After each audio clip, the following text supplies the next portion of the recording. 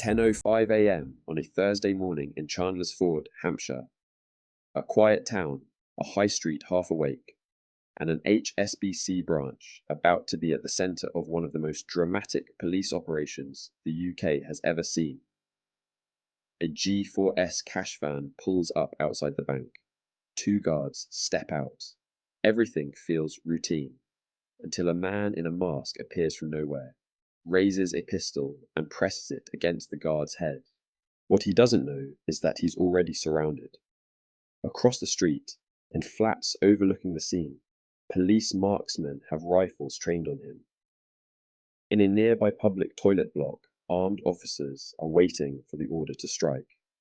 This is no coincidence. It's the end of a year-long operation, codename Hurlock.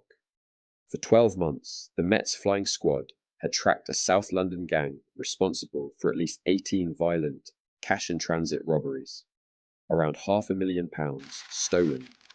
Guards beaten, threatened, sometimes shot at. The gang was led by Mark Nunes, a career criminal recently out of prison, and his right-hand man, Andrew Markland. They'd been moving between London and the home counties, picking small towns with slower police response times.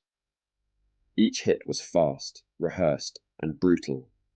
Intelligence warned that Nunes had upgraded his arsenal, armor-piercing bullets, ammunition capable of cutting through a cash van wall or a guard's vest.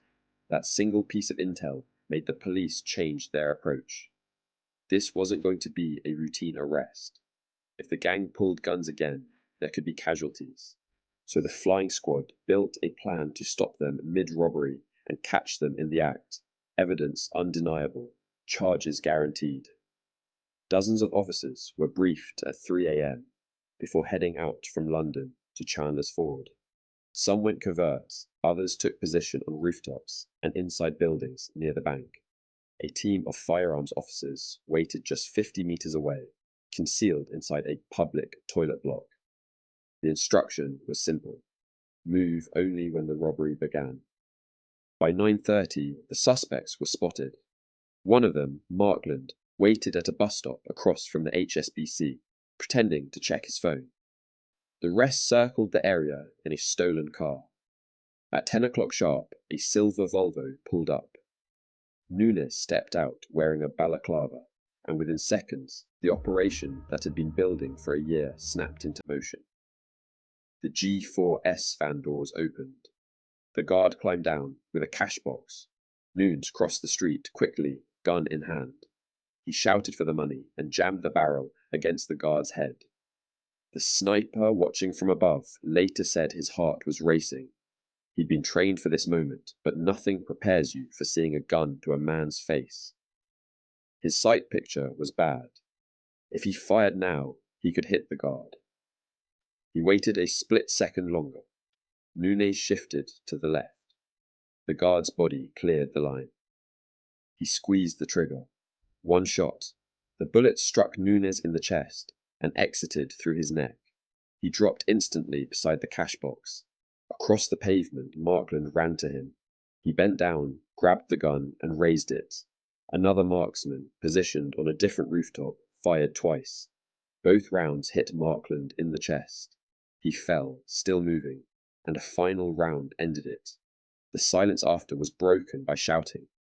Armed officers sprinted from the toilet block, pushing bystanders back, yelling for civilians to take cover. Shops locked their doors.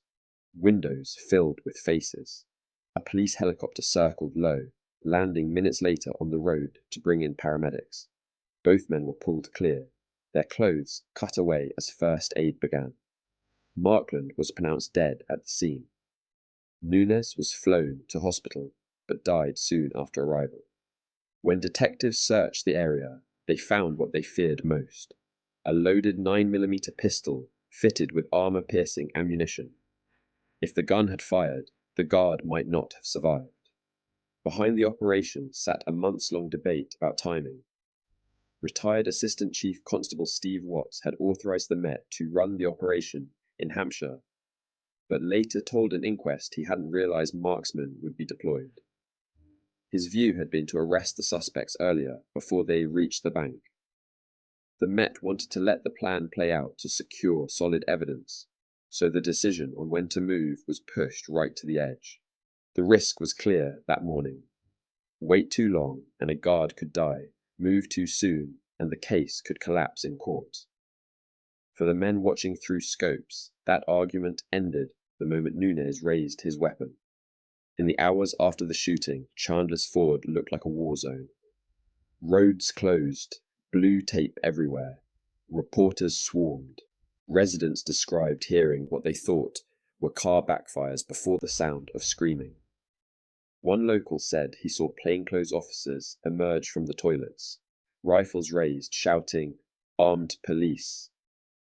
Another watched medics trying to resuscitate two men on the pavement as helicopters landed nearby. Within days, police raids swept across London. 7 members of the same gang were arrested and charged. At Kingston Crown Court, jurors were shown the surveillance footage from the sniper's post.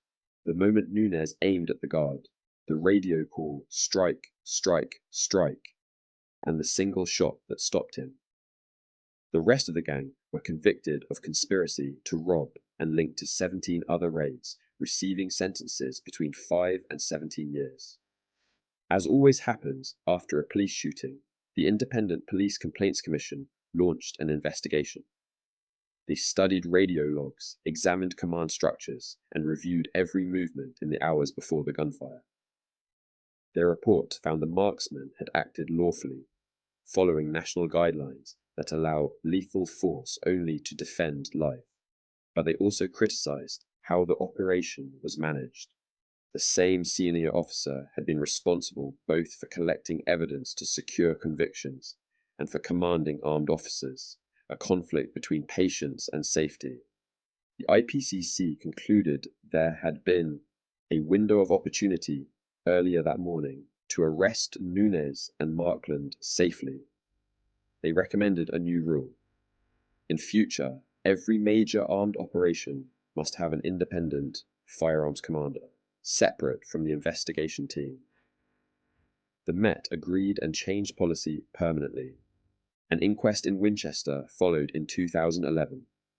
For 6 weeks, jurors heard from witnesses, officers, and forensic experts. They watched the same footage. They heard from the anonymous snipers themselves, men describing hearts pounding, waiting for a clear shot that wouldn't endanger a hostage.